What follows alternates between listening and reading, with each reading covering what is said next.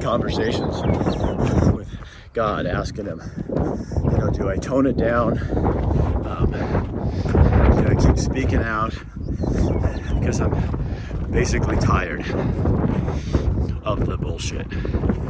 And went on a run this morning, and I've got a 15-mile-an-hour headwind pushing me, so that just makes life harder. And I'm running, listening to Jordan Peterson, who I really admire, talking to another gentleman. And they're talking about the serpent loves to hide behind compassion. And isn't that the truth? Whenever something comes up, well, you don't care about people. So the serpent's tongue is back there lashing like this, trying to silence you. And as I'm running, Peterson's talking to this guy, and they're saying, too many people are afraid to speak out. And you have to when totalitarian leadership is there, like Kate Brown and the Biden administration. And when they try to run you, when they don't try to compel you, but they try to force you to believe what they believe, that's called tyranny. And that's what we're living under. And they're saying there's so many people who are just so afraid because there's a cost.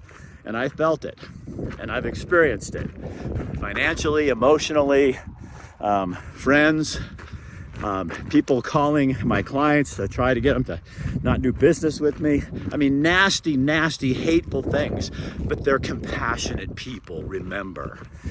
So I'm thinking, okay, that's my answer. I know. I'm just gonna forge ahead, write a book, start talking about this stuff, and I'm not gonna be intimidated by a bunch of serpents hiding behind false compassion. No more.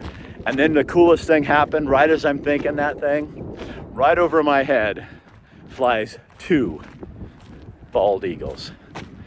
The symbol of freedom in America. You tell me there's not a God. Now, the hard part is this is still gonna suck. And it's still gonna be tough. But you guys support me, stand behind me. Those of you who are standing against me, you be real careful. Go look at the story of Jonah. If you don't do what you're called to do, people suffer. And Jonah didn't want to do what he was supposed to do and got into a boat, and they had to throw him overboard because he was the problem. And then he got swallowed by a giant sea creature for 3 days and spit out. Well, I'm not into being thrown out of a boat, and I sure as hell am not into being eaten by a sea monster. So this is my better option. All right, have a great day. I'm gonna.